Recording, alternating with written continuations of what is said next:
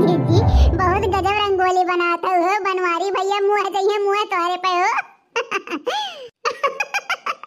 हाँ बड़की दीदी लड़का दीदी सही कहा थी। अरे बनवारी भैया तुम्हें बहुत नीक से तराश के हीरा लाइन। हाँ एकदम रूप रंग के रानी हो रानी। अरे काव कही लड़की देखना है भगवान हमें बड़ी फुर्सत से बनवले बाड़े जाने। तब का हमारे दीदी तब एकदम रूप के रानी लागलू। तब बड़कनु तोहर हमेशा फिदरालिन फिद। हाँ अब तो काम बूत नहीं कर देलिन तोहरा का। अरे ये लड़का देखना जाने भगवान कहा था ना अगर तोहरे बड़कनु बस चले ना तो राम जाने दिनों रात कहे तो बिस्तर पर रहा। लेकिन ये लड़का देखना हमारे जरा कचाए जला ही नाते हमारे ज्ञान बाहर कहती तोहर बड़कनु कि मने इतना सुंदर गोरहर मेहरारू लाही काम करावे करते। अरे ओकर आरती करावारती पूजा कर बा तू जस बाटे हो नहीं तो। अरे भाई देखना ये बड़ा रूप रंग से बहुत गजब रंगोली बनावती हो। क्या करे याद में हो कोई हो करया जाए यार इन ताका हो। अब आठू बड़की दीदी तू जैसे हो नहीं तो जैसे तू बड़के भाई हमेशा खोई रहती 24 घंटा वैसे हम हो जाए तो काम है कि अपने कलुआ के पप्पा के याद में खोई रहते। तो ऐसा कौनो बात नहीं है बड़की दीदी कहन की रंगोली बनावत है दीपावली के तो थोड़ा नीक से बनाई है बिगड़े ना। कि बड़की दीदी एक बात तो माने परी बड़कन में बहुत नीक साड़ी लाहिन हो तोहरे खातिर दीपावली पर बहुत गजब साड़ी है दीदी हो। अरे तो केकर सैया हुए हो केकर सैया हुए ओ हमरे राजा जी के लावल है साड़ी ना दे हम तो झाड़ के चलावे। हमरे सैया जी के लावल है साड़ी ना दे हम तो झाड़ के चलावे। तो ये हमारे बड़के जीजी रंगोलिया बनाए में ऐसे मजा नहीं आवता है हो कौन मन साइन गलते हमारे जीजी मना खुशहाल है जात दीपावली के शुभ अवसर पे हमारे जीजी हो। हाँ बड़की जीजी कौन नाच गीत चुटकुल्ला वाला गाना गौतू राम जाने जीव आनंद हो जाए जीव। अरे दादा जो कहा था तो जरूर गायब। हमारे गजरा राजा तू ही चोरौला हमारे गजरा राजा तू ही चोरौला हमारे गजरा राजा तू ही चोरौला। सास न चोरौली ननद न चोरौली सास न चोरौली ननद न चोरौली सास न चोरौली ननद न चोरौली। हमारे गजरा राजा तू ही चोरौला हमारे गजरा राजा तू ही चोरौला हमारे गजरा राजा तू ही चोरौला। बसवा कटाइब राजा डंडा गढ़ाइब बसवा कटाइब राजा डंडा गढ़ाइब बसवा कटाइब राजा डंडा गढ़ाइब। तोहार घरे में राजा हम ही छोड़ाइब तोहार घरे में राजा हम ही छोड़ाइब तोहार घरे में राजा हम ही छोड़ाइब।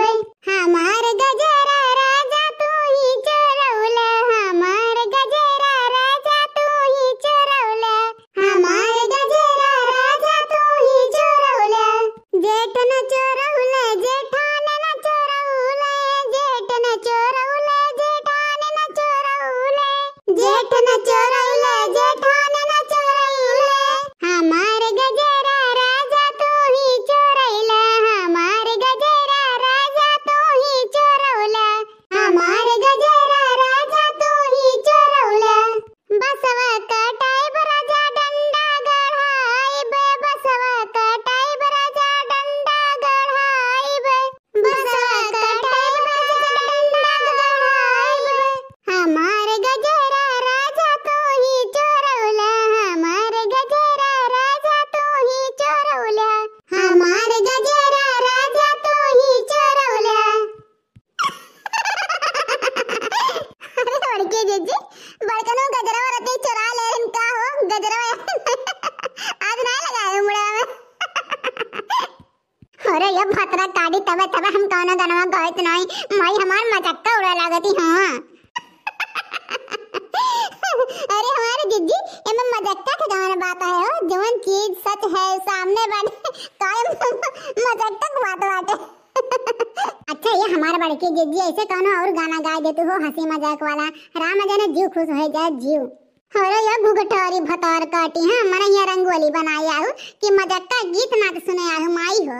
प्लीज जीजी अक्ति गाय देना एक टो बाद हमारे जीजी अक्का टोक गाय दे लेकिन गाय दिया अकाव कही भैया बाबू लोग इहो घुघटारी बिना कोनो बतिया ना करवा लिया मनवा लिया छोड़त नहीं तो लाओ गाओ दी दादा नहीं तो हमें फुर्सत नहीं मिली बिना गाए।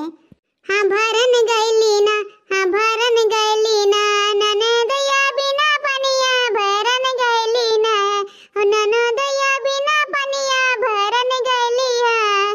पनिया भारत के मोर मुरकल कलैया, पनिया भारत के मोर मुरकल कलैया बोलाय देता ना, हाँ बोलाय देता ना जमनपुर से बाया दवा बोलाय देता ना, जौनपुर से बाया दवा बोलाय देता ना। हाँ भरन गईली ना, हाँ भरन गईली ना ननदया बिना पनिया भरन गईली ना, ननदया बिना पनिया भरन गईली ना। जौनपुर से आई गया बादा छोकड़ावा, जौनपुर से आई गया बादा छोकड़ावा कहाँ होता ना, हाँ कहाँ होता ना रानी तोहरा दर दिया कहाँ होता ना, हो रानी तोहरा दर दिया कहाँ होता हो। ढाई के कलैया मोरे पूछे दर दिया, ढाई के कलैया मोरे पूछे दर दिया उखर परे ना, हाँ उखर परे ना राजा तोहरा बाया दवा उखर परे ना, राजा तोहरा बाया दवा उखर परे ना। हाँ भरन गईली ना, हाँ भरन गईली ना ननदया बिना पनिया भरन गईली ना, ननदया बिना पनिया भरन गईली ना। अच्छा ये लड़का देखना आप गाना बजाना रहे जिसने के बहुत सुन लियो।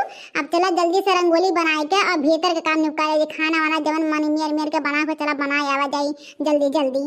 हाँ मोरे जीजी सही कहा थे मने खाना बना तो देर लागी। भैया बाबू हमारे तरफ से लड़का देखना हम तरफ से आपके और आपके पूरे परिवार को हैप्पी दिवाली। भैया बाबू लोग अगर हमारी वीडियो और गाना अच्छा लगा तो वीडियो लाइक कर दो, चैनल पर नए नए हो तो जाकर चैनल सब्सक्राइब कर दो। ऐसे ही रोज मस्त मस्त वीडियो आप सबके पास लेके आए। ठीक है भैया बाबू लोग अब जाते ही खाना बनावे। Tata bye by.